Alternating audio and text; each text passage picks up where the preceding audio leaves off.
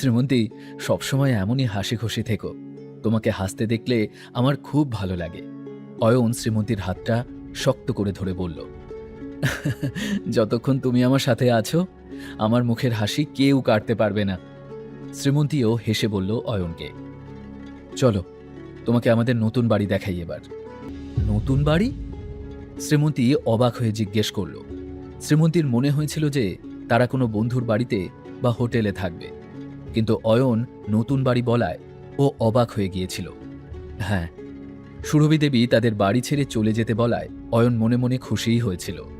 ও শ্রীমন্তীর সাথে নতুন বাড়িতে থাকতে চাইছিল অনেকদিন আগে থেকেই, কিন্তু বাড়ি ছেড়ে যাওয়ার কোনো অজুহাত পাচ্ছিল না এতদিন।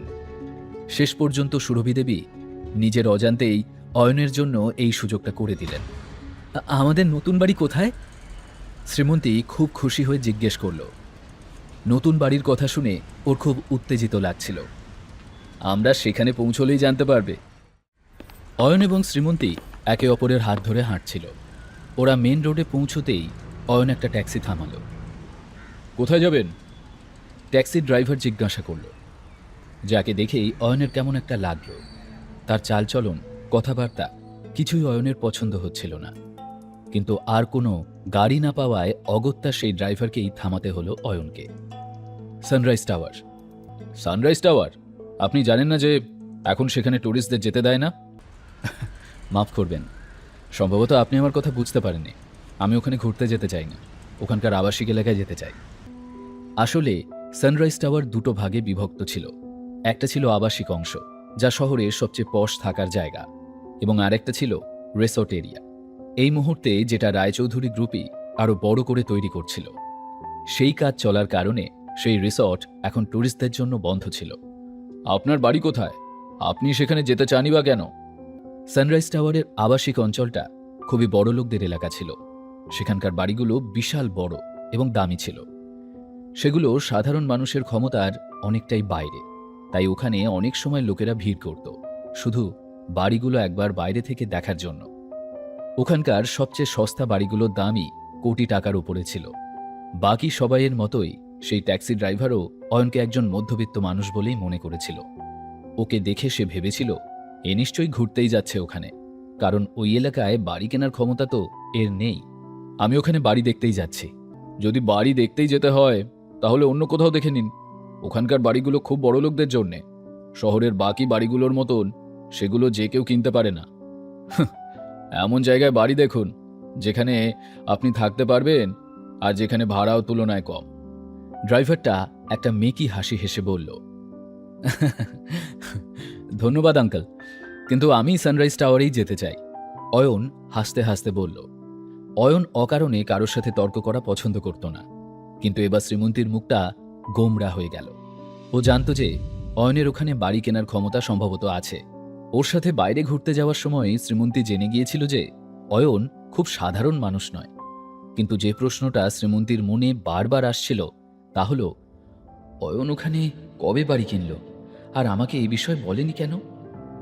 আর তখনই শ্রীমন্তীর মনে পড়ল যে শেষবার যখন ওরা বাড়ি ছেড়ে গিয়েছিল তখনই অয়ন সানরাইজ টাওয়ারে যাওয়ার কথা বলেছিল বারবার, কিন্তু তখন শ্রীমন্তী ওর কথাকে মজা ভেবে উড়িয়ে দিয়েছিল।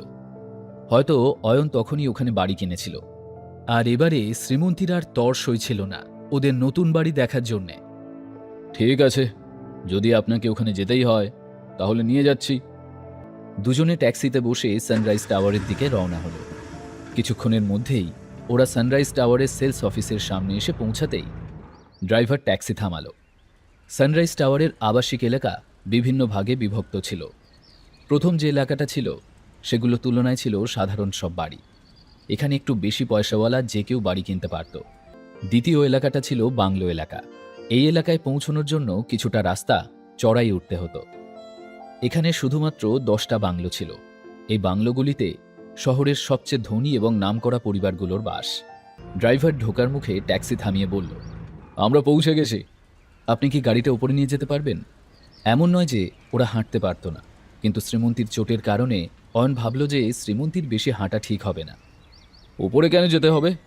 আপনি তো বলেছিলেন বাড়ি দেখতে চান, তাহলে সেটার অফিস তো এখানেই। আপনি দয়া করে উপরে চলুন। ওপরে? ওপরে তো দাদা বড় বড় বাংলো, সেখানে কেউ সোজা যেতে পারে না। ওখানে যেতে হলে এখানে একটা বাংলো থাকতে হবে। আপনি আবার ওপরের বাংলো দেখতে চাওয়ার প্ল্যান করছেন না তো?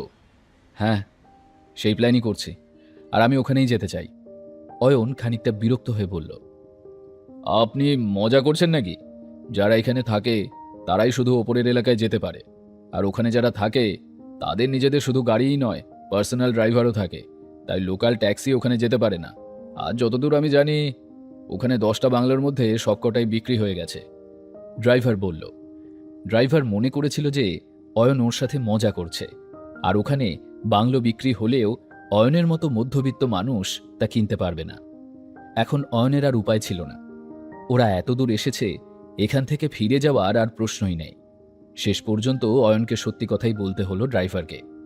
আসল কথা হলো, আমি ওখানে একটা বাংলো কিনেছি, আর এখন সেটাই দেখতে এসেছি।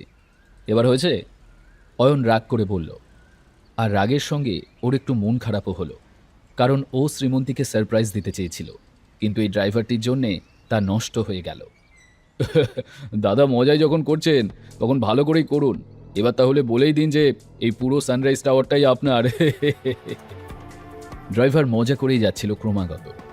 সানরাইজ টাওয়ারের বাংলোগুলো যারা থাকতো সবাই বেশ পরিচিত ছিল শহরে, কারণ সকলেই শহরের নামকরা মানুষ ছিল। কেউ রাজনৈতিক নেতা, তো কেউ দাপুটে ধনী। কিন্তু অয়নকে দেখে তাদের মধ্যে কোনোটাই মনে হচ্ছিল না ড্রাইভারের। অয়ন মনে মনে ভাবল, না, এর ওপর রাগ করাটা উচিত হবে না। এই ড্রাইভার তো ভুল কিছু বলছে না, ও তো ওর জায়গায় ঠিকই আছে। আসলে সত্যিই সানরাইজ টাওয়ার অয়নেরই ছিল। ও এতে অনেক টাকা লাগিয়েছিল, কিন্তু এই মুহূর্তে যদি ও এ কথা বলতো, ড্রাইভার ওর কথা বিশ্বাস করত না এবং ওকে নিয়ে আরও মজা করত। কিন্তু এবার শ্রীমন্তীও অবাক হলো। ও যদি ধরেও নেয় যে অয়ন সাধারণ ব্যাংকের কর্মী নয়, তাহলেও ও এখানে বাংলো কেনার মতো বড়লোক নাকি?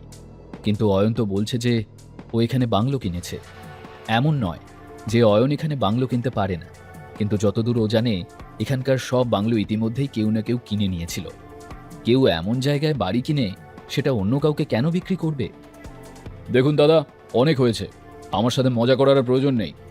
আমার গাড়ি থেকে নামুন, আমাকে এখন আরও ভাড়া খেটে টাকা রোজগার করতে হবে। এখন ড্রাইভারও বেশ রেগে গেল। ও চায়নি যে ওর গাড়ির পেছনে গার্ড তাড়া করুক আর ওকে পড়িমড়ি করে পালাতে হোক। বলে শুনতে থাকুন এই গল্পটি শুধুমাত্র পকেট এফএমে। লিঙ্কটি রয়েছে ডেসক্রিপশনে।